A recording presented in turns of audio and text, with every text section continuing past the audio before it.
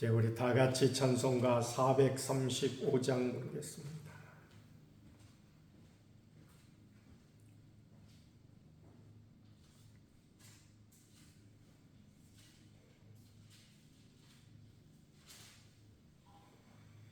나의 영원하신 기업 생명보다 귀하다. 나의 갈 길 다가도록 나와 동행하소서. 주께로 가까이 주께로 가오니 나의 갈 길 다가도록 나와 동행하소서. 세상 먹이 아니람과 모든 명예 버리고 험한 길을 가는 동안 나와 동행하소서. 주께로 가까이 주께로 가오니 나의 갈 길 다가도록 나와 동행하소서. 어두운 걸작 지나가며 험한 바다 건너서 천국문에 이르도록 나와 동행하소서. 주께로 가까이 주께로 가오니 나의 갈 길 다가도록 나와 동행하소서. 아멘. 이제 우리 다 같이 신앙 고백 드리겠습니다. 전능하사 천지를 만드신 하나님 아버지를 내가 믿사오며 그 외아들 우리 주 예수 그리스도를 믿사오니 이는 성령으로 잉태하사 동정녀 마리아에게 나시고 본디오 빌라도에게 고난을 받으사 십자가에 못 박혀 죽으시고 장사한 지 사흘 만에 죽은 자 가운데서 다시 살아나시며 하늘에 오르사 전능하신 하나님 우편에 앉아 계시다가 저리로서 산 자와 죽은 자를 심판하러 오시리라. 성령을 믿사오며 거룩한 공예와 성도가 서로 교통하는 것과 죄를 사하여 주시는 것과 몸이 다시 사는 것과 영원히 사는 것을 믿사옵나이다. 아멘. 436장으로 했습니다. 나 이제 주님의 새 생명 얻은 몸 옛것은 지나고 새 사람이로다. 그 생명 내 맘에 강같이 흐르고 그 사랑 내게서 해같이 빛난다. 영생을 누리며 주 안에 살리라.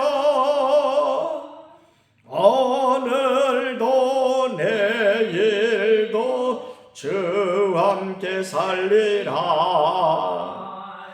주 안에 감추인 새 생명 얻으니 예전에 줬던 것 이제는 값없다. 하늘의 은혜와 평화를 맛보니 찬송과 기도로 주 함께 살리라. 영생을 누리며 주 안에 살리라. 오늘도 내일도 주 함께 살리라. 산천도 조목도 새 것이 되었고 죄인도 원수도 친구로 변한다. 새 생명 얻은 자 영생을 누리니 주님을 모신 마음 새 하늘이로다. 영생을 누리며 주 안에 살리라. 오늘도 내일도 주 함께 살리라. 저 따라가는 길 험하고 멀어도 찬송을 부르며 뒤따라가리라. 나 주를 모시고 영원히 살리라. 날마다 섬기며 주 함께 살리라. 영생을 누리며 주 안에 살리라. 오늘도 내일도 주 함께 살리라. 이제 우리 다 같이 한 목소리로 기도드리실 때에 나라와 민족을 위해서 또 우리 교회 새벽기도에 저는 동참과 성령 충만함과 태신자를 위해서 또 육신의 약한 심령들과 제자훈련과 범사에 감사하기 위해서 후임 목사님을 위해서 함께 기도드리겠습니다. 고마우신 우리 아버지 하나님, 크고도 놀라우신 사랑과 은혜를 중심으로 감사드립니다. 저희들 참으로 사랑하셔서 단잠시 일깨워주시어 귀한 시간 하나님 앞에 드릴 수 있도록 은혜 베풀어 주시오니 중심으로 감사드립니다.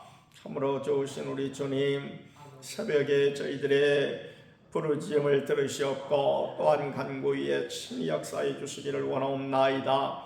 무엇보다도 우리나라를 긍휼히 여기셔서 대통령을 비롯한 모든 이정자들 위해 하는 은혜를 더하여 주시사 하나님을 두려워하며 모든 국민을 사랑하는 마음을 가지고 저들이 정치할 수 있도록 도와주시고 주께서 저들 위해 지혜와 명철을 더하여 주셔서 이 참으로 어려운 참으로 여러 가지 세상사 가운데서 저들이 지혜롭게 모든 일들을 잘 처리해 나갈 수 있도록 은혜를 더하여 주시기를 간절히 빌고 원하옵나이다.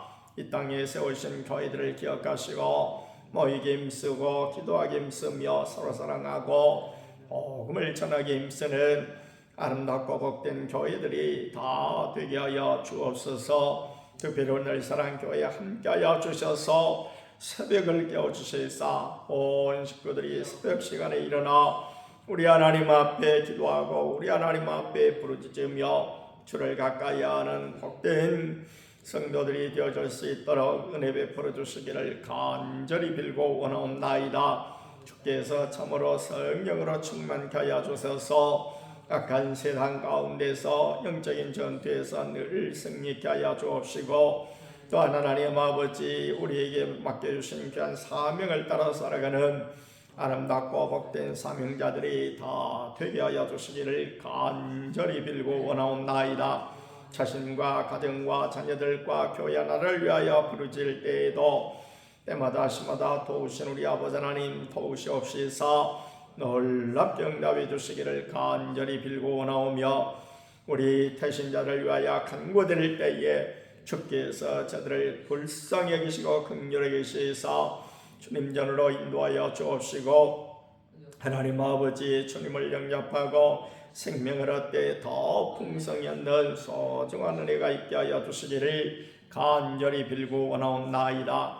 육신의 약한 마곡 집사님, 강복자 원사님, 정용래 원사님, 또 백정관 집사님, 양명자 원사님 기억하시고 주님께 살량노리와 사랑으로 저들 가운데 역사해 주셔서 참으로 깨끗하게 치유하여 주시고, 또한 나음을 얻어 저들이 감사함으로 주님을 찬양하며 주께 더욱더 헌신하는 복된 심령들 다 되게 하여 주시옵소서. 죄자 훈련받음으로 날마다 주님을 닮아가게 하시고 주의 뜻을 따라 복음을 전하며 자기를 부인하고 자기 십자가를 지고 주를 따르게 하여 주시옵소서. 우리 목사님을 위하여 기도합니다. 하나님 마음에 꼭 드는 복된 종이요 기도하기 힘쓰는 아름다운 종이요 하나님과 교회 성도를 뜨겁게 사랑하고 큰 비전을 가지고 열정적으로 일하는 아름다운 목사님을 꼭 보내주시기를 간절히 빌고 원하옵나이다. 오늘 한 날도 주님 은혜 가운데 승리케 하여 주옵소서. 감사를 드리올 때 우리 구주 예수님의 이름으로 기도하옵나이다. 아멘. 요한복음 19장 1절 말씀입니다.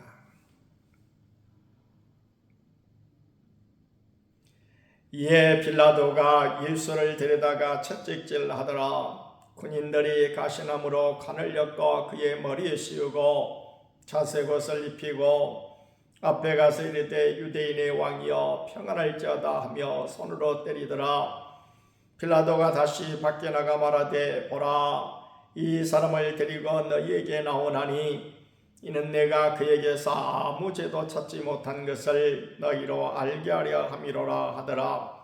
이에 예수께서 가시관을 쓰고 자색옷을 입고 나오시니 빌라도가 그들에게 말하되 보라, 이 사람이로다 하매 대제사장들과 아랫 사람들이 예수를 보고 소리질러 이르되 십자가에 못 박으소서, 십자가에 못 박으소서 하는지라.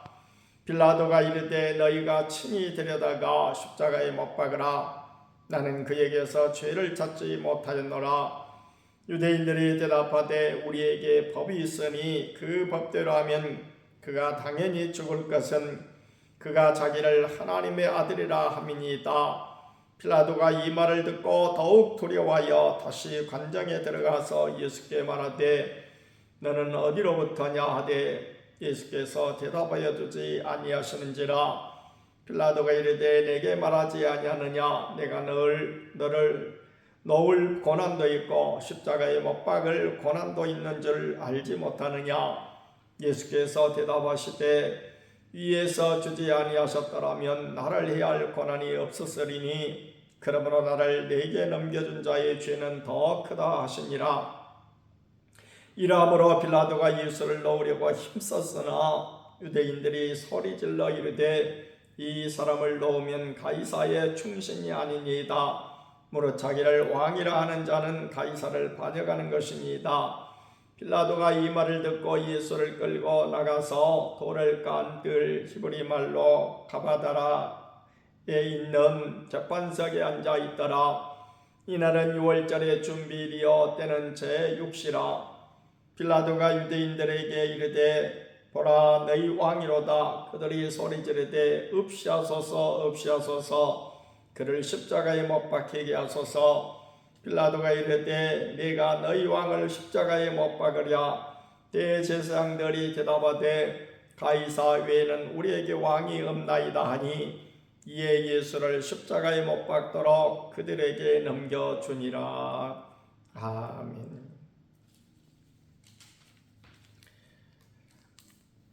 예수님께서 이제 빌라도 법정에서 그야말로 빌라도가 채찍질 하라고 했을 때에 군인들이 채찍질을 했습니다. 그리고 가시나무로 관을 엮어가지고 머리에 씌우고 왕들이 입는 자색 옷을 입히고 이제 군인들이 희롱을 하기를 유대인의 왕이여 평안할지어다 하면서 손으로 때립니다. 빌라도가 아직도 마음 가운데 예수님에 대한 그런 이 죄가 없다고 하는 이와 같은 확신이 들어서 다시 밖으로 나가가지고 다른 사람들에게 너희들이 이 사람을 고발했는데 아무 죄를 내가 찾지 못했다.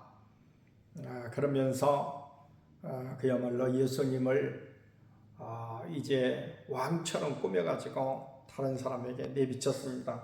그때의 대제사장들과 아랫사람들이 십자가에 못 박으소서 이렇게 했다는 것입니다. 그래서 빌라도가 나는 그에게서 죄를 찾지 못했다. 이 부분이 그냥 나온 부분이 아니죠. 여러 가지로 빌라도가 살펴보고 마음 가운데 스스로 판단해 볼 때에 아무 죄가 없어요. 아무 죄가 없다고요. 그런데 그야말로 유대인들이 우리에게 법이 있으니 그 법대로 하면 그가 당연히 죽을 것은 그가 자기를 하나님의 아들이라고 했습니다. 라는 거예요. 그 말을 들을 때 빌라도는 어떤 생각을 했을까요? 그것은 종교에 따른 그런 것일 뿐 자기는 지금 세상 법으로 지금 판단을 하고 있는 것이잖아요.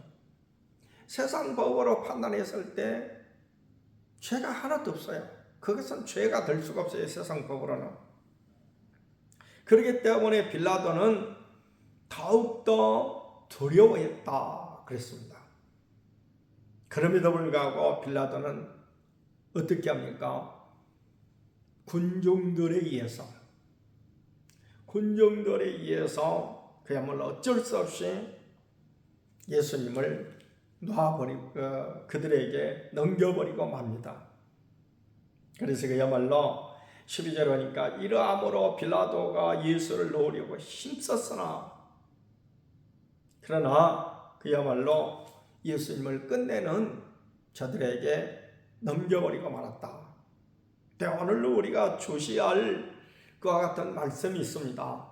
그것은 바로 뭔거니 6절에 보니까 대제사장들과 아랫사람들이 예수를 보고 소리질러 이르되 십자가에 못 박으소서 하는지라. 빌라도가 이르되 너희가 친히 데려다가 십자가에 못 박으라. 나는 그에게서 죄를 찾지 못하였노라. 예수님의 이 무죄성, 그러니까 당시 빌라도가 어떤 사회법으로 국가법으로 이렇게 봤을 때 죄를 범한 것이 하나도 없다고 하는 그 말이 나는 그에게서 죄를 찾지 못하였노라 라고 하는 말인데, 실상은 이 말이 우리에게는 어떻게 들립니까? 예수님은 무죄하신 분이셔요. 죄가 하나도 없으신 분이시다 라는 것을 사실은 알려주는 그런 말씀이 되었죠. 그래서 이 유대인들 입장에서 보면은 예수님이 하나님의 아들이라고 한 그 부분은 신성 모독죄가 되는 것입니다. 말하자면은 이것은 죄 가운데서도 진짜 예수님이 하나님의 아들이 아님에도 불구하고 하나님의 아들이라고 했다면 그야말로 지금의 이 문선명이나 무슨 또 이만희와 같은 그와 같은 지금 상황과 똑같은 거예요. 그렇기 때문에 이것은 유대의 종교법으로 따져놓고 보면 최고의 지금 벌을 받아야 하는 신성 모독죄에 해당하는 것입니다.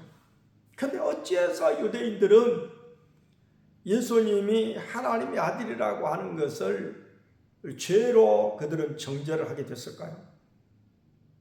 여기에 이제 소중한 진리가 하나가 있는데 그들이 예수님을 믿음으로 받아들이지 못했기 때문에, 다시 말씀드리면 믿지 못했기 때문에 믿지 못하는 이와 같은 모습으로 보게 될 때, 그러니까 불신의 눈으로 보면은 한 인간이 어떻게 하나님의 아들이라고 할 수 있겠는가? 똑같은 인간 예수잖아요 지금. 그런데 오늘 우리는 그분이 하나님께서 마리아의 몸을 통해서 보내주신 메시아, 하나님의 아들이다, 이렇게 믿기 때문에 그를 믿는 것이고, 그러나 유대인들은 불신의 눈으로 봐서 이 사람은 저 요셉의 아들 나사렛 시골 청년이다 이렇게 봤는데, 그가 그야말로 하나님의 아들이라고 스스로 말을 했다라는 것입니다. 그렇기 때문에 그들 입장에서 보면은 이것은 죄악 가운데서 최고의 죄악이에요. 인간이 스스로 하나님의 아들, 즉 신이라고 칭했으니 이것은 정말 용서받을 수 없는 신성 모독죄죠. 이 신성 모독죄가 그러니까 유대인들의 당시의 신성 모독죄가 어디서부터 비롯됐다고요? 불신에서부터 비롯된 거예요. 믿지 않으면서부터. 그러니까 믿지 않는 사람은 하나님에 대해서 함부로 말을 하죠. 하나님이 어디 계시냐? 그 하나님이 계시다면 뭐 어쩌고 저쩌고 말을 하죠, 함부로.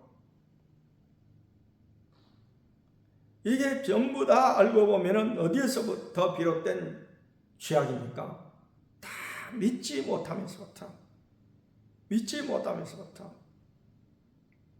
근데 믿음이 없는 빌라도의 태도를 보십시오.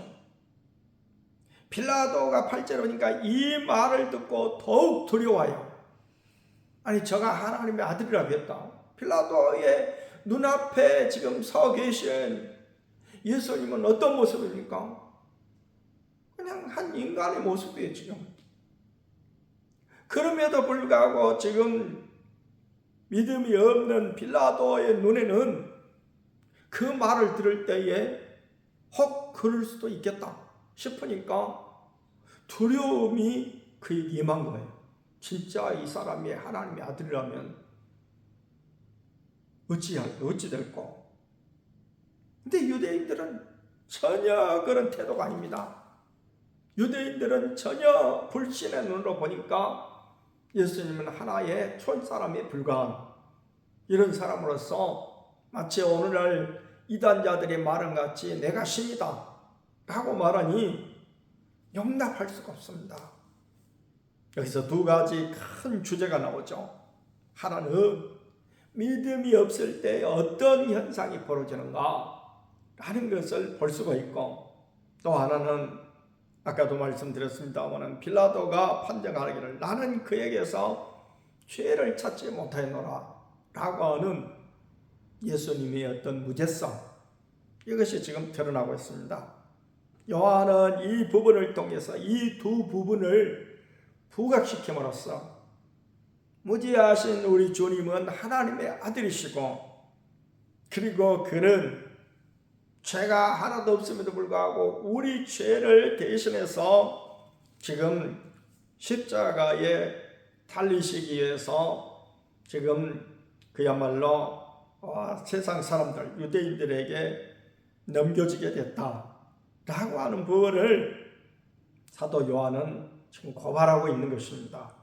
그래서 사도 요한은 이 법원을 좀 더 자세하게 잘 설명을 해주고 있어요. 그래서 어떠한 경로를 통해서 예수님이 이렇게 됐는가, 십자가에 못 박히게 됐는가. 성경에 보면은 예수님께서 나중에 재림하실 때에 뭐라고 그 상황을 설명을 하고 있습니까?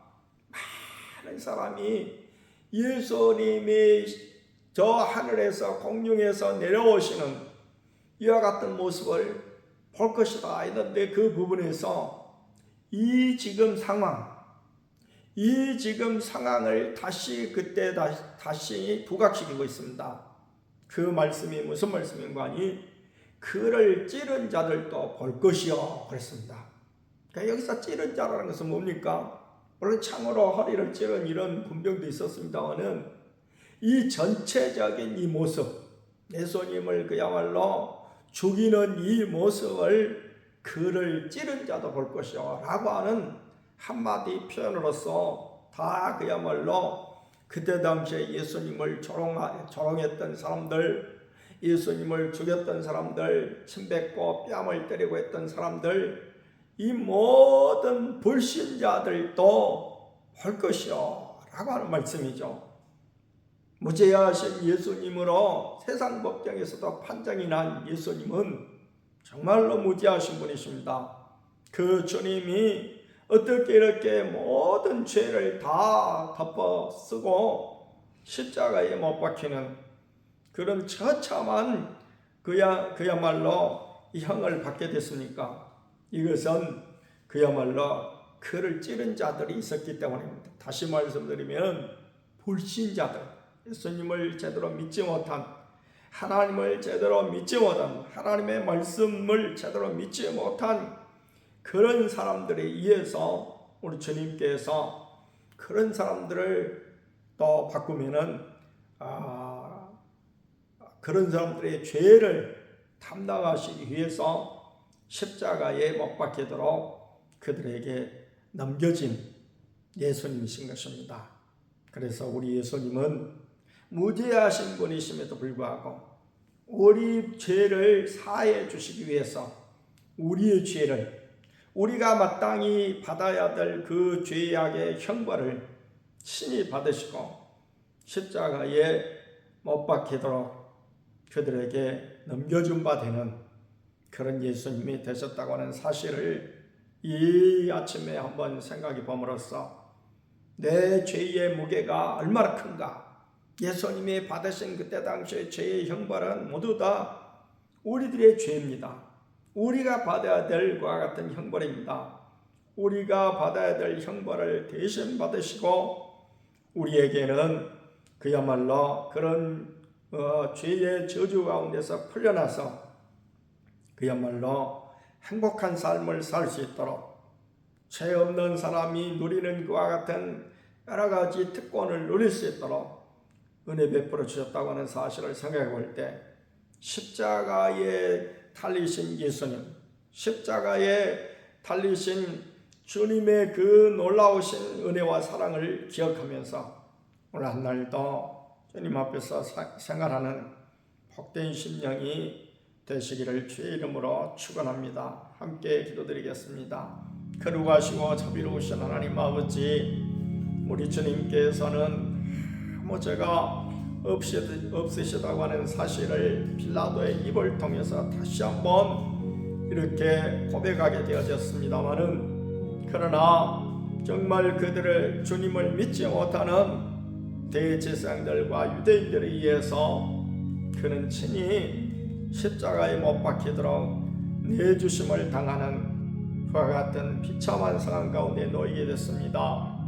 아무 죄 없으신 주님이 너무너무 허물 많고 죄 많은 우리들의 죄를 대신 담당하시기 위해서 권역을 치르셨다고 하는 사실을 생각하면서 그 주님이 치르신 십자가의 고통으로 인하여 오늘 우리는 새 생명을 얻게 되었고 새 삶을 살게 되었다는 사실을 생각하면서 우리도 주님 앞에 주님의 은혜를 늘 기억하면서 오늘 한 날도 감사함으로 생활하게 도와주시고 또한 우리에게 있는 죄악들을 회개하면서 살아가는 오늘 한 날의 삶이 되어지도록 역사해 주시옵소서.